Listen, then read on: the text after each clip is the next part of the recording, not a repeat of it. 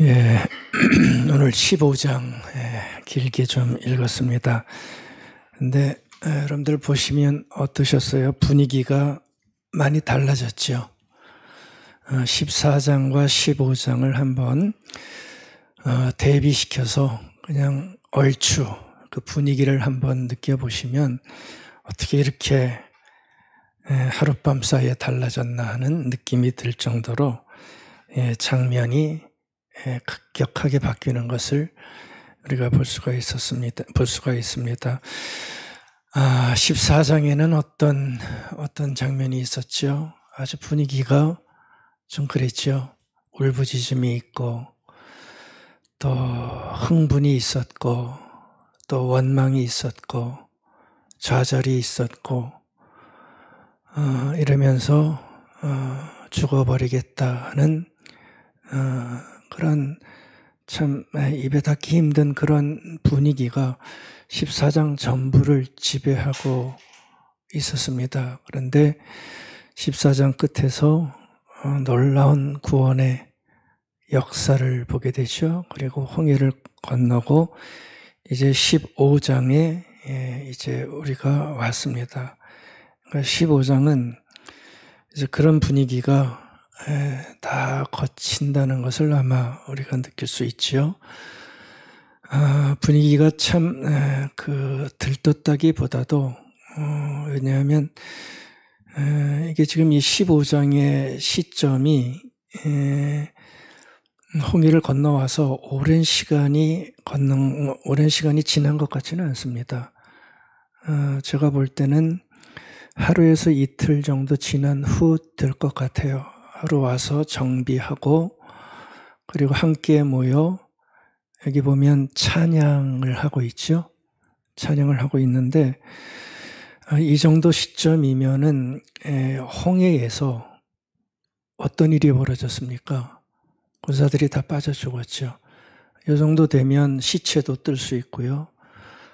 물속에 들어갔던 마차들 이런 무기들 같은 것들이 이렇게 밀려와서 그들이 멀리 간 것 같지는 않고요. 그 해변가에 있었다면 같이 보면서 있었던 상황일 거라는 추측을 해보게 되면 이게 찬양은 부르고 있지만 이 찬양이 막연한 흥분된 찬양이 아니라 또 다른 의미의 찬송이 여기에 펼쳐지고 있다는 것을 우리가 볼 수가 있습니다.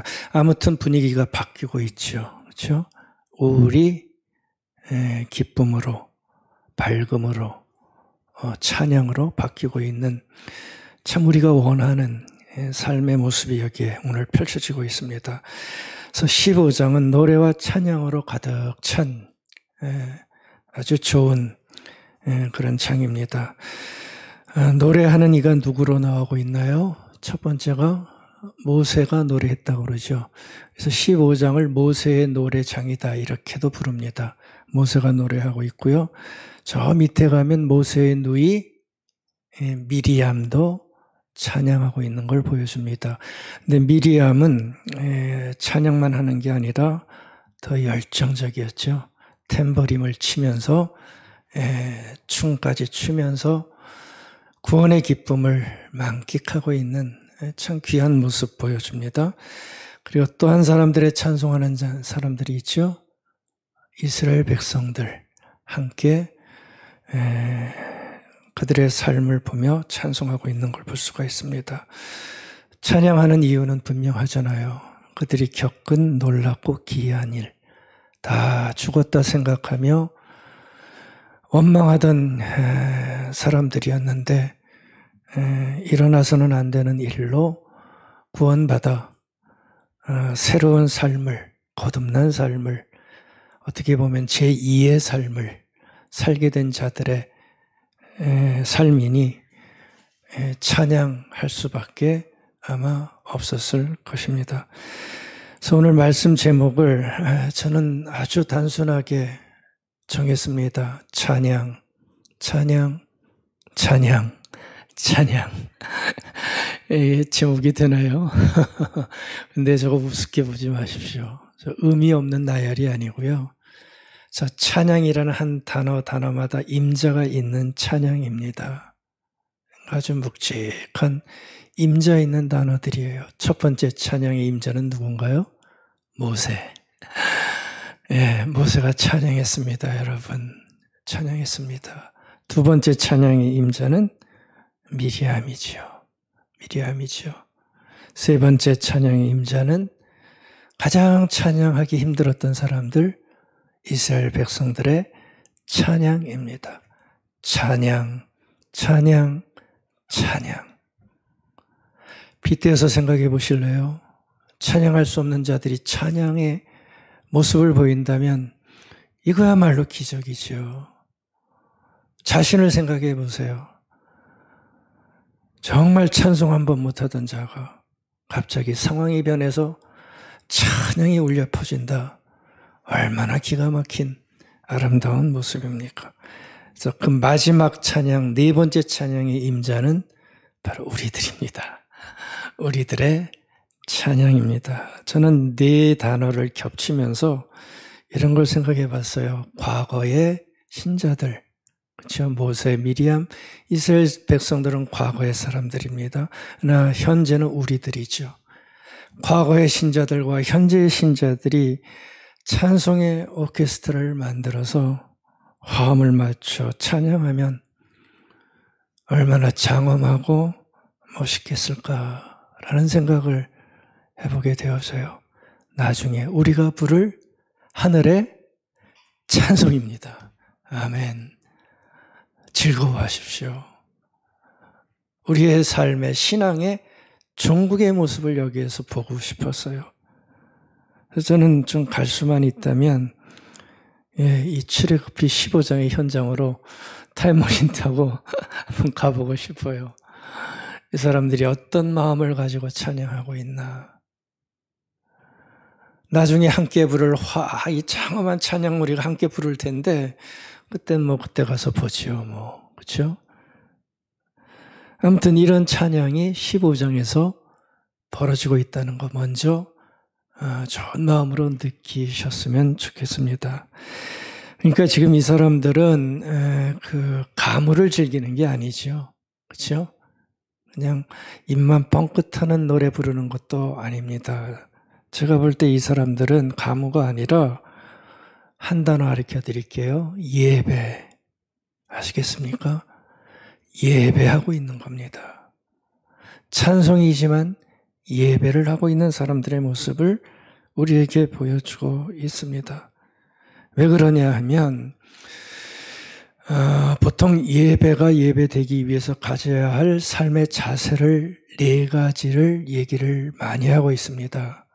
예배가 예배되기 위해서는 예배자들이 가져야 할 예배의 태도를 보통 네 가지 얘기하는데 그 네 가지 저기 다 나왔죠. 첫 번째가 뭐냐면 경외함. 경외함이라는 것은 하나님을 향한 경외입니다. 예배자들은 예배할 때 가장 먼저 하나님을 향한 경외심을 가지고 예배 자리에 있어야 돼요. 경외가 빠진 예배는 예배가 아닙니다. 그렇죠? 예배라고 할 수 없습니다. 그냥 나와 앉아 계신 거예요. 그러니까 경외하는 예배를 드리기까지 우리는 예배 자세를 갖춰야 된다는 얘기겠죠. 첫 번째 예배 자세가 경외고요. 두 번째가 기쁨입니다. 경외하는 자들에게 주시는 하나님의 선물, 예배하는 기쁨을 가지고 우울한 예배는 예배가 될 수가 없어요. 어떻게 우울하게 예배를 드립니까? 우울한 예배가 아니라 그 모든 것을 이기시는 하나님을 경외하는 마음으로 하나님을 높여 기쁨으로 예배하는 예배. 그래서 기쁨이 두 번째 요소고요. 세 번째가 진리. 말씀의 진리겠죠. 말씀이 진리가 선포되어진 것을 내가 받는 예배가 될 때 그게 예배자가 갖는 가장 중요한 마음이다. 이렇게 얘기를 합니다. 그리고 마지막 예배를 통해서 우리들의 마음속에 솟아오르는 새로운 희망. 바로 이 네 가지가 예배하는 자들에게 있어야 되는 예배 중요한 조건으로 들고 있습니다. 근데 여러분들 이제 오늘 본문 보시면 알겠지만 이 네 가지가 저의 관찰입니다. 제가 볼 때는 이 지금 찬양하고 있는 사람들의 그 찬송과 찬송의 내용과 그들의 몸짓과 또 그들의 마음 가운데 이 네 가지가 고스란히 보여지고요.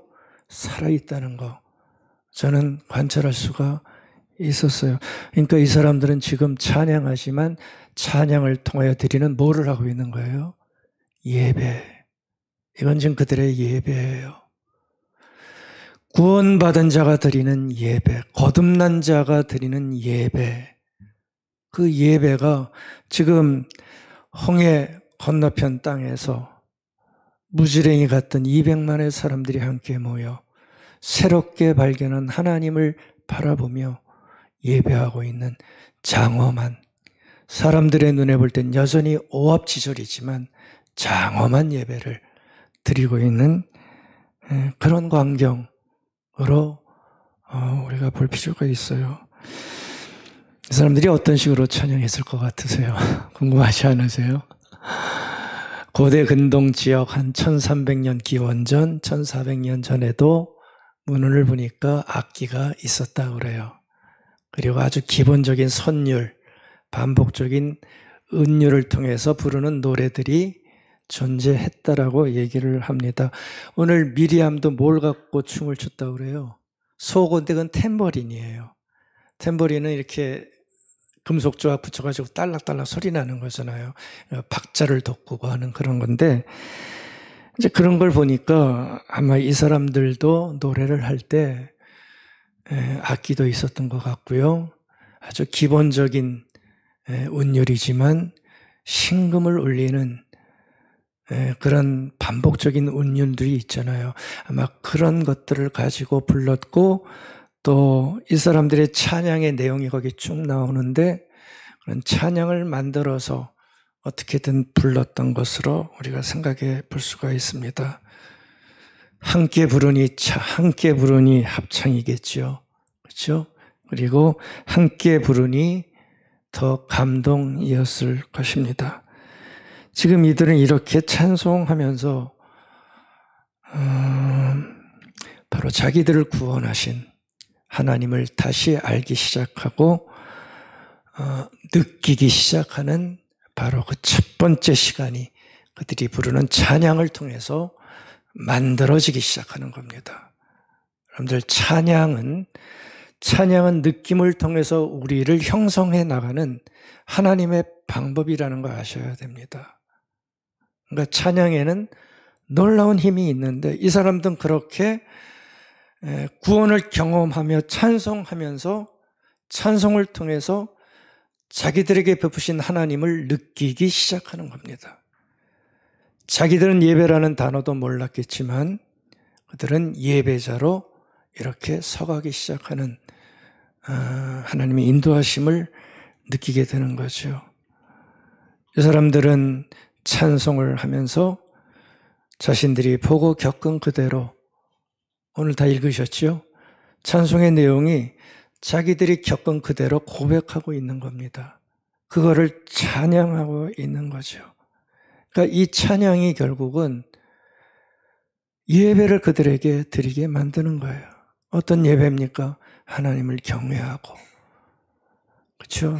하나님을 기뻐하고, 하나님의 진리를 알게 되고, 그리고 새로운 희망을 품는 예배자의 삶으로 지금 그들이 나아가고 있는 거죠. 그러니까 찬양이 그들을 그런 자로 지금 이끌어가고 있는 것 같아요. 여러분들도 찬양 여태까지 많이 하셨겠지만 찬양은 이런 힘이 있어요. 우리의 영혼을 따뜻하게 데워주는, 따뜻하게 만들어주는 힘이 있어요. 우리는 찬송가지만 젊은이들은 복음송을 통해서, CCM을 통해서 그런 걸 느낍니다. 좋은 찬양을 부르다 보면 우리의 모난 심성이 깎여 나가는 것을 우리가 느낄 수 있지 않습니까? 그래서 찬송하다 보면 저는 그래요. 마음이 참 안정이 되어져요. 여러분들도 그러시다고 그러십시오.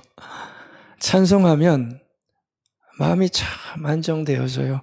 그리고 우리의 성품과 심성이 순해져요. 찬송을 많이 부르십시오. 그러면 거칠어지지 않아요. 놀랍도록 아름다운 성품으로 우리를 인도해 줍니다. 또 하나, 찬송 속에는 아까 제가 감각이라는 말, 느낌이라는 말을 썼는데 영적인 감각을 깨우는 힘이 찬송 속에는 있어요. 수많은 영적인 것들을 느끼게 만들어줍니다. 이게 찬송이 주는 힘인데 그렇게 이들은 찬송하면서 얼마나 놀랍습니까? 예배의 조건, 이 사람들이 뭘 알았겠어요? 4가지 조건, 이 사람들이 뭘 그런 걸 알았겠어요? 근데 우리가 보니까, 해석하면서 보니까 그게 그대로 보세요. 다 묻어져 나와요. 이따 제가 그 말씀드릴게요. 이런 놀라운 일들이 홍해를 건너와 기쁨에 겨워 하나님을 향하여 찬양하는 그들에게 보여지는 선물과 같은 모습이었던 것 같아요. 저는 이런 걸 볼 때마다 하나님께서 저와 여러분들을 찬송할 줄 아는 사람, 또 찬송하는 사람으로 불러주신 게 참 감사하다 하는 것을 느끼게 됩니다. 여러분들 신앙의 길 가는 동안 앞으로 더 찬송 많이 하시기 바랍니다. 요즘 찬송들 하세요. 일주일 내내 입 다물고 계시다가 교회에 와서 겨우겨우 따라 하시지나 않나 걱정이 됩니다. 듣기도 하시고요. 하시기도 하세요. 좋아요. 너무 좋아요. 고요하게 집에서 좀 그러면 걸으시다가도 이렇게 흥얼흥얼 대고 듣기도 많이 하시고 저 요즘 산책 이렇게 가끔 동네에서 하다 보면 할머니들이 옆에 녹음기 끼고 전화기 끼고 막 음악 듣는데 전부 이런 거예요. 내 나이가 어때서 전부 이런 것만 듣는 거예요. 트로트 전부 할머니들 트로트. 참. 그것도 안 듣는 할머니보단 좋지요. 찬송가 들으시는 분들은 가끔 한 분씩만 날까요? 우리는 찬송가를 듣는 게 좋아요. 영적이 되고 하나님이 주시는 은혜가 고 찬송가 한 구절을 통해서 나를 막 기쁨으로 이끌어가는 힘이 있습니다. 다 아실 겁니다. 그렇게 좀 많이 부르시고 들으셨으면 좋겠어요. 그래서 찬양은 예배를 만들고요. 예배는 찬송을 하게 만듭니다. 그래서 예배와 찬양이 함께 할 때 영적인 감각, 예배와 찬양이 함께 할 때 영적인 감각이 살아나서 나를 구원하신 그 구원의 하나님을 더 깊게 알게 되고 내가 만나게 되는 영적인 체험을 하게 되는 거죠.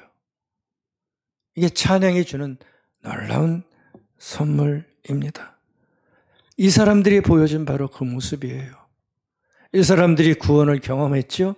그리고 찬송했죠. 그 찬송이 뭐가 됐어요? 예배가 됐어요. 그러면서 자기를 구원하신 하나님을 알게 되는 거예요.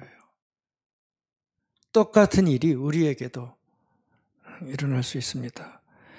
그래서 저는 오늘 이 본문을 보면서 이 사람들이 구원의 기쁨을 찬양하면서 가지게 된 영적인 감각, 이게 아까 예배의 조건이라고 그랬죠. 그 영적인 감각을 좀 한번 같이 살펴보려고 합니다. 그래서 이 영적인 감각이 우리들에게 더 좀 깊게 살아나서 찬송도 살고 여러분들이 예배도 살아나는 아주 좋은 도전이 되면 좋겠다 하는 말씀으로 오늘 말씀드리겠습니다. 첫 번째 영적인 감각 한번 좀 보시죠. 첫 번째 영적인 감각은 이 사람들이 찬양하면서 가지게 된 영적 감각이 뭐냐 하면 아까 말씀드렸죠. 하나님에 대한 경외심. 이걸 이 사람들이 확인하게 되고 갖게 됩니다. 이 사람들은 찬양을 그냥 부른 거예요. 근데 그 찬양이 뭐예요? 어떤 찬양에서 자기들이 홍해를 건너면서 느꼈던, 경험했던 그거였죠. 물속에 빠져 죽고 뭐 지휘관들도 죽고 마차도 죽고 뭐 이런 자기들이 경험했던 그거를 찬송으로 만들어서 부르는데 이 사람들이 그 찬양을 하면서 뭘 느끼게 되냐 하면 다른 거 아니에요. 하나님의 하나님 되심, 영적인 경외감을 이 사람들이 자기도 모르게 갖게 되는 겁니다. 그러니까 경외하는 감각을 이 사람들이 가지게 된 거예요. 자기도 모르게 그렇게 찬양하는 거죠. 여러분들 이 감각이라는 단어를 조금 귀 기울여서 들어주시기 바랍니다. 우리는 감각이 없으면 한순간도 살 수 없지요. 모든 건 다 감각으로 이루어집니다. 감각해야 되는데 감각하지 못하면 그거는 참 힘들어질 수밖에 없죠. 그래서 감각은 느끼는 겁니다. 그래서 느껴야 알 수 있는 겁니다. 영적인 감각도 저는 비슷하다고 봐요. 여러분들 하나님도 감각할 수 있는 게 훨씬 좋습니다. 하나님도 느끼셔야 됩니다. 하나님을 느끼려고 하지 않으면 하나님을 알기가 점점 어려워집니다. 영적인 감각을 가지고 하나님을 느낄 수 있어야 된다는 얘기입니다. 그럴 때 하나님이 하나님으로서 나에게 더 가까이 오고요. 존재하시는 하나님으로 내 앞에 설 수 있게 되는 거예요. 지금 이 사람들이 부르는 찬양 이제 하나 볼 텐데요. 찬양을 보시면 알겠지만 이 사람들은 하나님에 대한 경외심으로 그 감각으로 지금 아주 가득 차 있는 걸 볼 수가 있어요. 왜냐하면 앞에서 봤잖아요. 자신들의 눈앞에서 벌어지고 있는 그 앞에서 하나님의 권세를 받고요. 하나님의 능력을 받고요. 하나님의 무서움을 봤단 말이에요. 이 사람들은 그 장면을 보면서 바로 이 경외라는 단어를 감각하지 않을 수가 없었을 겁니다. 경외라는 것은 다른 거 아닙니다. 하나님을 존중하는 거예요. 하나님을 존경하는 겁니다. 하나님이 있으나 마나가 아니라 하나님을 하나님으로 존중하고 존경하는 감각을 가지고 살아갈 때 그거를 경외의 상태다. 그렇게 얘기를 하는 거죠. 함부로 할 수 없는 존재라는 것을 알면서 두려움을 가지고 하나님을 맞닥뜨리는 것, 그게 경외입니다. 이 출애굽한 사람들이 홍해를 건너면서 재판 때는 그랬습니다. 뼛속 깊이 느낀 거가 뭐냐 하면 그 장면 속에서 그들은 그런 걸 느꼈을 거예요. 하나님은 하나님이시구나. 사실 홍해 사건을 일으킨 것도 바로도 그렇고 이스라엘 백성들도 그렇고 하나님은 하나님을 알게 하기 위해서 그것을 일으키셨다고 얘기를 하는데 바로 그 사건을 보면서 하나님은 하나님이시구나. 크신 분이구나. 함부로 하면 안 되겠구나 하는 것을 감각, 그렇죠? 센시티브하게 느끼는 거예요. 그런 걸 보면서 안 느끼면 그거는 큰일이죠. 어떤데 그런 엄청난 보면 어떻게 느낌이 없어요? 무감각할 수 있어요? 말이 안 되는 얘기란 말이죠. 그래서 그걸 보면서 그들은 감각하는 거예요. 하나님에 대한 경외의 감각을 그들이 가지게 된 거죠. 4절부터 나오는 찬양 한번 봐주시면 좋겠네요. 제가 3번역으로 읽어드릴게요. 바로의 병거와 그 군대를 바다에 던지시니 엄청난 일이죠. 빼어난 장교들이 홍해에 잠겼다. 깊은 물이 그들을 덮치니 깊은 바다로 덜처럼 잠겼다. 주님 오른손이 권능으로 영광을 드러내셨습니다. 주님의 오른손이 원수를 쳐 부셨습니다. 18절 주님께서 영원 무궁토록 다스릴 것입니다. 이렇게 그들이 본 것을 서술하고 고백하고 찬양하고 있는 거예요. 이게 무슨 얘기입니까? 하나님이 엄청난 분이라는 것을 그들이 느꼈다는 것을 이렇게 노래하고 있는 거죠. 그 15장으로 노래한 현대곡들이 꽤 있습니다. 출애굽기 15장을 가지고 작곡가들이 작곡한 노래들이 있는데 그 노래들을 들어보면 바로 이 4절부터 6절 노래 부분이 엄청 힘차요. 엄청 힘차요. 이들은 이것을 보면서 하나님을 느끼는 겁니다. 영적으로. 죽겠다고 왜 여기까지 와서 우리를 죽겠냐고 하면서 원망하던 자들이 그 장면을 보면서 하나님이 하나님 되심을 감각하게 된 거예요. 함부로 해서는 안 되겠구나. 우리를 구원하시는 존중받아 마땅한 하나님이시구나 하는 것을 알게 되는 거죠. 그러니까 이 찬송에 보면 그들이 가진 두려움과 존중이 그대로 담겨 있는 것을 느낄 수 있습니다.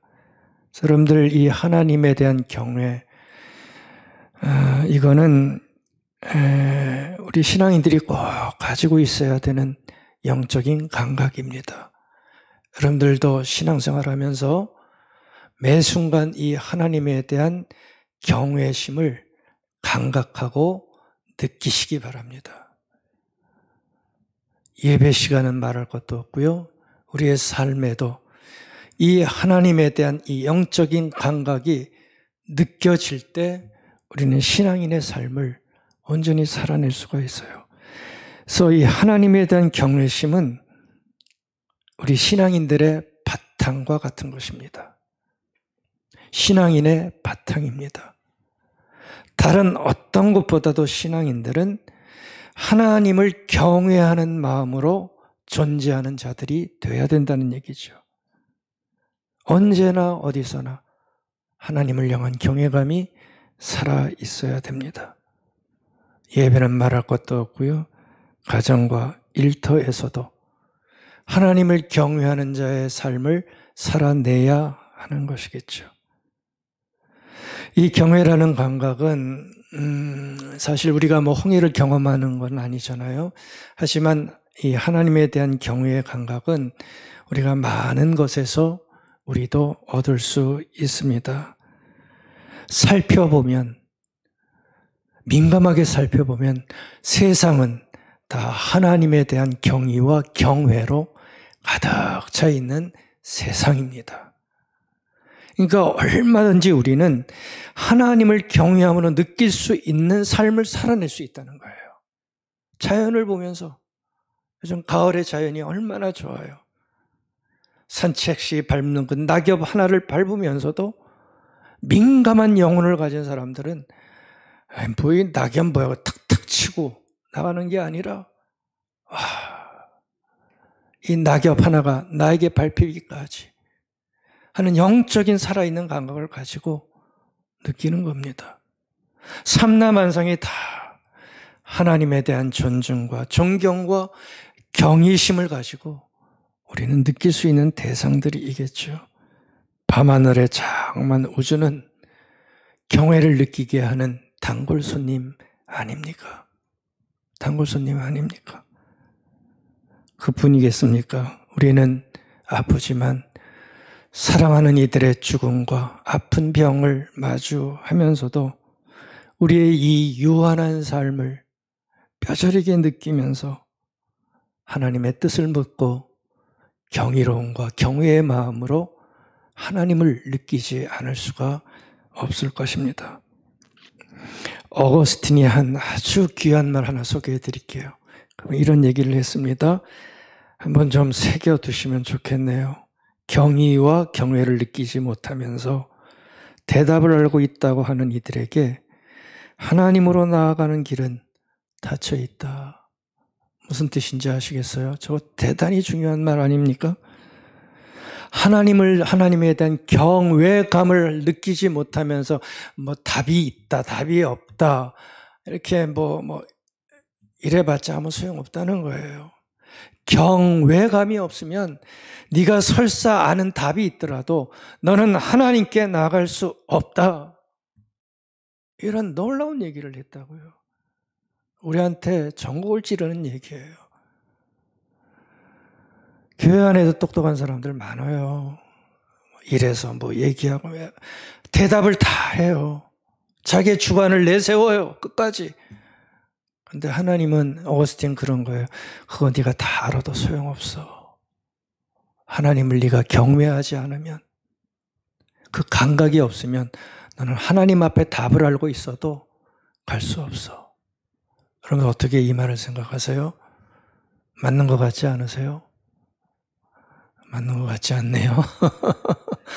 나는 맞는다고 생각합니다. 맞는 얘기입니다. 맞는 얘기입니다. 여러분들, 우리에게 경외의 마음이 없으면 절대 하나님을 찾을 수 없어요. 찾을 수 없어요. 경외가 사라지는 순간 하나님에 대한 존중도, 존경심도 다 사라집니다. 우리의 신앙은 습관적인 행동으로 변할 수밖에 없고요. 예배는 예배가 아닌 나의 만족 속에 머무르는, 나의 선호 속에 머무르는 예배밖에 되지 않습니다. 경외가 있을 때만이 일상과 예배, 삶과 신앙이 함께 갈 수 있습니다. 경외의 감각을 무디게 만들면 안 됩니다. 안타까운 것은 우리 시대는 하나님에 대한 경외를 사라지게 만들고 있습니다. 그럴수록 하나님에 대한 존중과 존경, 신비와 두려움을 여러분들 잘 간직하시기 바랍니다. 이게 바로 예배의 조건이 되는 거나 마찬가지예요. 여러분들이 예배에 나오셔서 허투루 예배에 나오는 게 아니라 1번 조건, 하나님에 대한 경외의 마음을 가지고 이 자리에 나와 있다고 생각하면 예배는 시작된 겁니다. 시작된 겁니다. 수만 사람이 모인 예배나 자그마한 몇 사람이 구역 예배처럼 모인 모임이나 기본은 똑같습니다. 하나님을 향한 경외감이 있을 때 예배가 시작되는 겁니다. 경외함이 없이 무슨 예배를 드립니까? 예배가 아니라 무당 굿하는 거나 똑같아요. 제가 볼 때는 내가 원하는 것 구하고 내 기분에 맞아야 되고 설교도 내 마음에 맞아야 되고, 아닙니다. 아닙니다. 경외가 살아있어야 됩니다. 여러분들도 예배하고 일상의 삶에서 이 경외감을 절대 놓치지 맙시다. 이스라엘 백성들이 지금 구원한 이후에 그걸 느끼게 된 거예요. 그걸 찬양하고 있습니다. 두 번째 영적인 감각은 기쁨입니다. 기쁨입니다. 이 사람들이 홍해를 건넜으니 얼마나 놀랐겠습니까? 당연히 기쁨이 생겼겠죠. 하나님이 주신 기쁨입니다. 그러니까 기쁨은 경외감을 가지고 하나님을 인정하는 자들에게 주시는 하나님의 선물이라고도 할 수 있죠. 그렇죠? 경외가 사라진 상태에서 오는 기쁨은 하나님이 주신 기쁨이 아닙니다.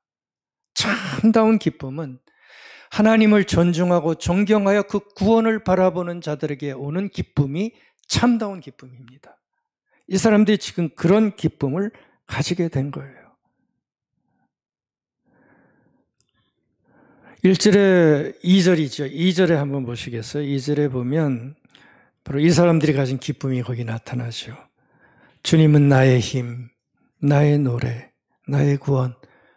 주님의 그 능력을 봤죠? 그러면서 하는 노래예요. 주님은 나의 힘이요, 나의 노래요, 나의 구원이요. 주님이 나의 하나님이시니 내가 그를 찬송하고 기뻐하고, 주님이 내 아버지의 하나님이시니 내가 그를 높이련다. 그를 높이련다. 자신들도 모르게 찬양하며 기뻐하는 그 모습을 보여주고 있죠. 그러니까 찬양한다는 자체가 기쁨이 있다는 얘기입니다. 그렇죠?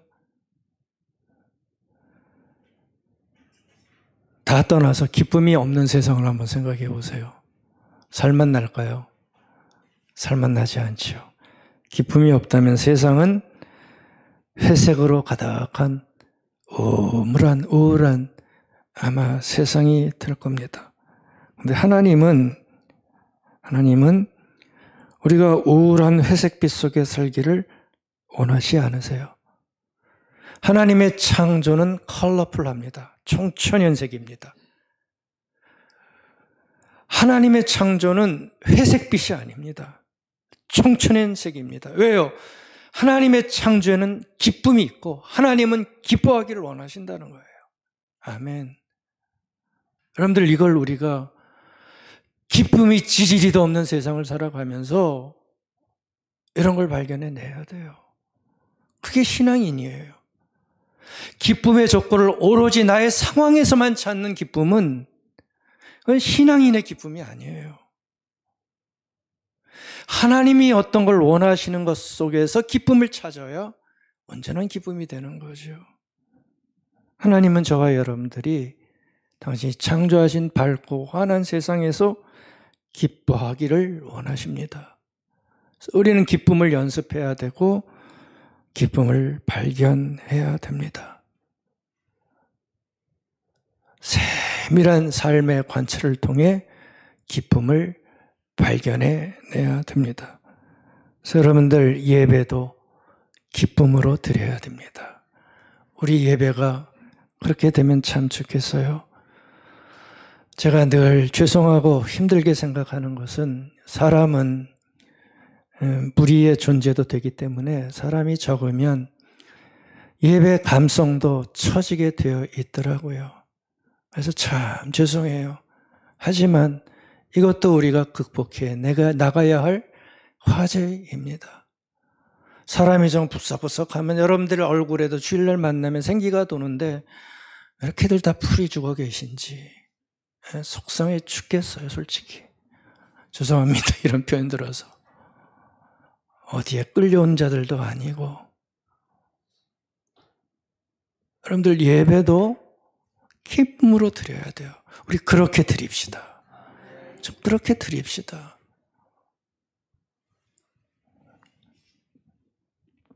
말씀도 이왕 준비된 말씀 기쁨으로 받고 뜻깊게 갖고, 아무리 허접한 말씀이라도 잘 받으면 그 안에 뭔가 하나는 있을 거예요. 그럴 때 기뻐해야죠. 찬양도 기쁨으로 하고. 그래서 우리는 이 기쁨의 감각을 늘 유지시켜야 돼요. 유지시켜야 돼요. 에덴의 동쪽은 에덴이 아니죠. 추방당한 쪽이죠. 타락한 세상입니다. 에덴의 동쪽 타락한 세상에 살고 있기에 이제는 기쁨이 공짜가 아닌 시대가 돼버렸습니다. 그래서 기쁨은 저절로 오지 않습니다.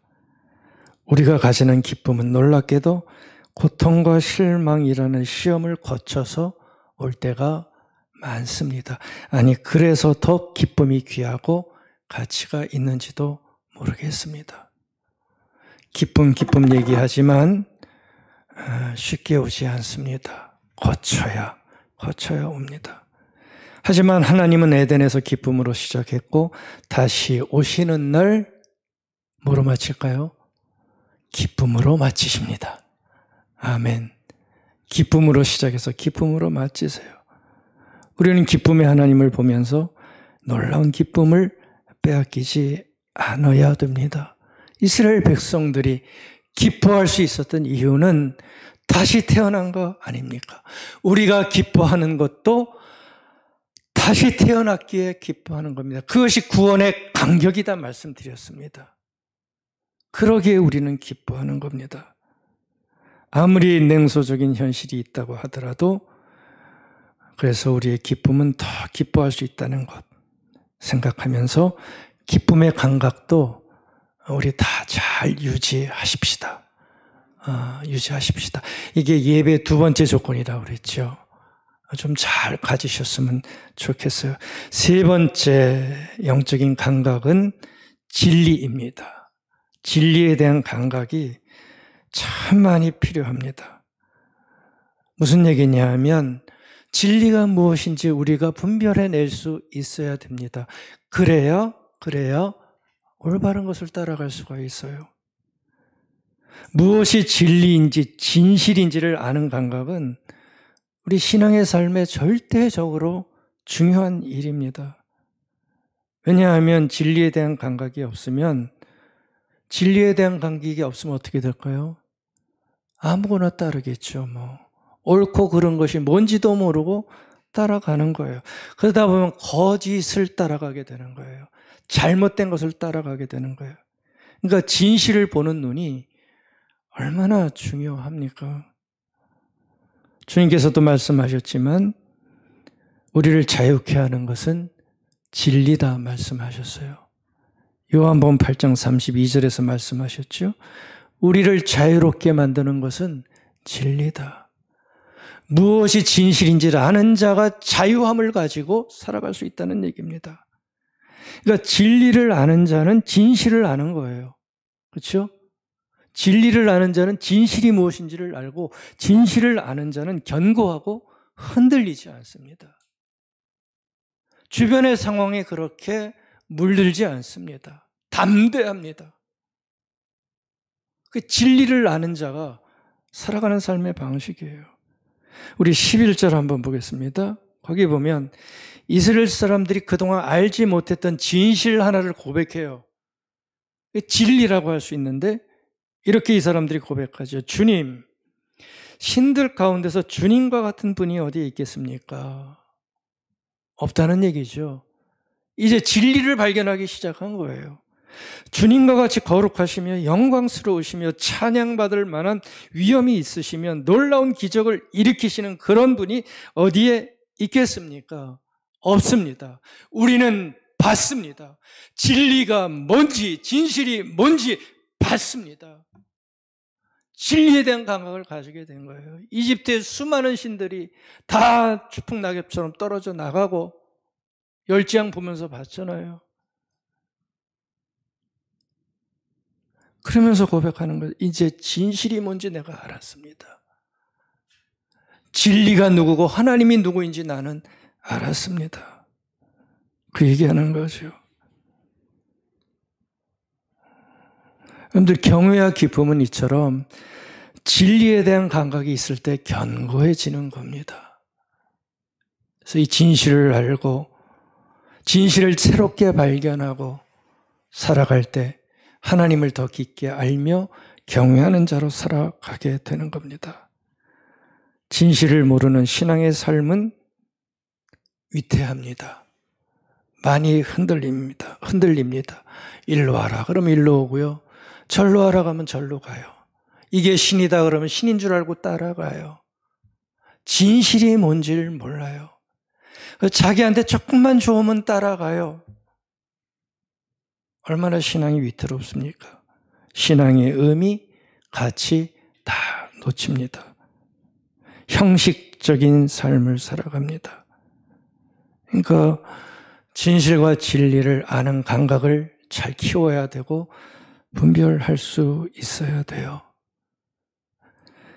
아주 인상 깊게 본 기도문인데요. 아프리카 사람이 쓴 것 같아요. 이런 기도문은 하나 꼭 기억해 두시기 바랍니다. 제가 한번 읽어드릴게요. 새로운 진리에 도망치는 비겁함에서 진리가 있는데 새로운 진리예요. 사람들은 자꾸 거부할 때가 많죠. 새로운 진리에 도망치는 비겁함에서 반쪽짜리 진리에 만족하는 게으름에서 모든 진리를 알고 있다는 생각하는 오만함에서 선하신 주여 저를 건져주소서. 이런 기도입니다. 여러분들 참 중요한 기도, 우리가 때로 무너지는 기도를 지금 드리고 있어요. 저기 보면 비겁함이라는 단어 나오고요. 게으름이라는 단어 나오고요. 오만함이라는 단어 나오죠. 혹시 저 셋 중에 하나 가지신 거 있으세요? 가지신 거 있으세요? 없기를 바랍니다. 근데 아차하면 가질 수 있어요. 제가 알아요. 아차하면 가질 수 있어요. 근데 없어야 돼요. 있으면 버려야 돼요. 진리를 발견하고 성신실하게 따라가는 감각과 열심히 우리가 가진 영성 생활에 반드시 살아 있어야 됩니다. 진실을 따르기 위해 말씀을 봐야 되고 때로는 공부도 해야 되고 그러면서 하나님께서 허락하신 진리를 발견해내는 애씀이 우리를 풍성하게 만들어 가는 거예요. 이 사람들은 지금 그 구원의 그 길에서 이거를 발견했습니다. 그리고 예배하는 거죠.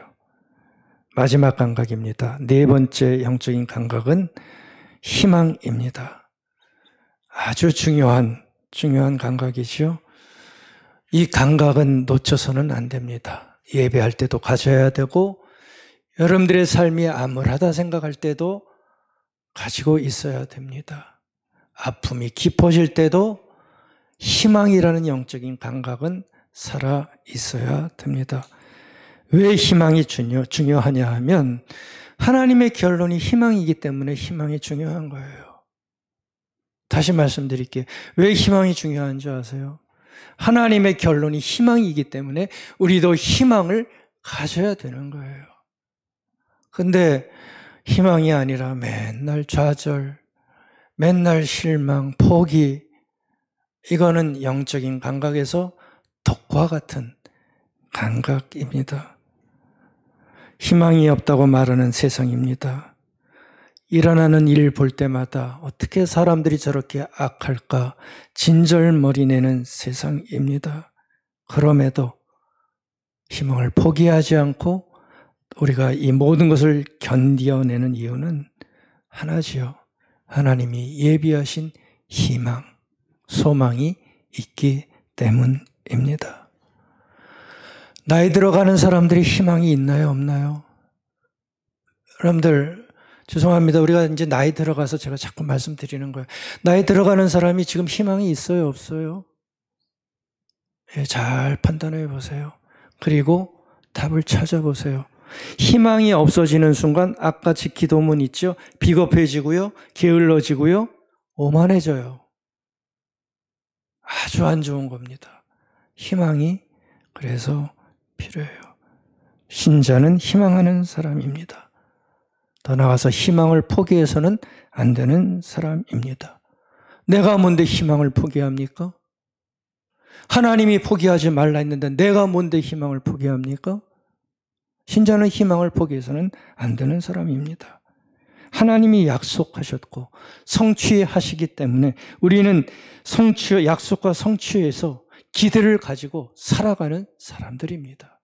그것만이 신앙의 삶입니다. 17절에 보면 희망이라고는 하나도 없던 자들이 품은 희망의 찬양이 마지막으로 울려 퍼져요. 17절 한번 보시겠어요? 어떻게 찬양이 끝나나? 주께서 백성을 인도하사 여기서 그들은 이 사람들의 적입니다. 가나안 족속에 있던 모압 자손들, 에돔 자손들, 가나안 주민들, 그들이 들어오면 그들과 전쟁해야 될 그 적들입니다. 그들을 주의 기업의 산에 심으리이다. 아주 은유적인 표현이죠. 물리쳐 주시겠다는 겁니다. 여호와여, 이는 주의 처소를 삼으려고 가나안 땅을 당신 백성에게 주시려고 예비하신 것이라. 주여, 이것이 주의 손으로 세우신 성소로소이다. 이렇게 얘기해요. 보세요. 위험 많고 방해한 자들 많지만 자기들은 희망을 갖겠다는 거예요. 어디서 희망을 발견했어요? 홍해가 갈라지면서 자기들을 구원하시는 그 하나님의 놀라운 능력을 보면서 자기들이 해야 할 일은 이 희망을 갖는 일입니다. 희망을 갖겠습니다. 가나안 땅으로 가겠습니다. 바로 그 희망을 찬양하고 있는 거죠.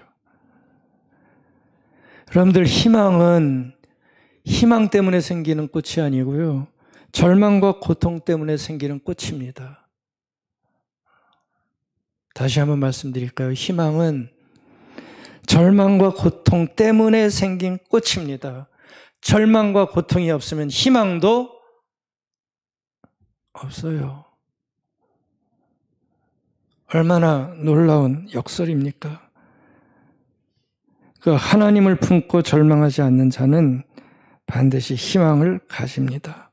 여러분들, 이 희망의 아름다운 감각, 느낌을 냉소라는 냉소로 환멸이라는 환멸로, 상처라는 상처로 여러분들 놓치지 우리 마십시다. 희망의 불꽃이 사라지려고 할 때마다 찬송을 깊게 우리 부르십시다. 더 진실하게 하나님께 나와 예배 드리십시다. 힘과 위로를, 희망을 주실 겁니다. 홍해는 이스라엘 사람들에게만 열리는 게 아닙니다. 우리에게도 열리는 하나님의 현실, 우리에게도 열리는 하나님의 현실입니다. 찬양, 찬양, 찬양, 찬양. 다 함께 어울려서 찬송하면서 하나님을 경외하고 주신 기쁨을 가지고 진실을 더 잘 알아서 희망하면서 살아가는 저와 여러분의 복된 인생이 되기를 이 좋은 가을의 아침 축복하고 축원드리겠습니다. 아멘. 아멘.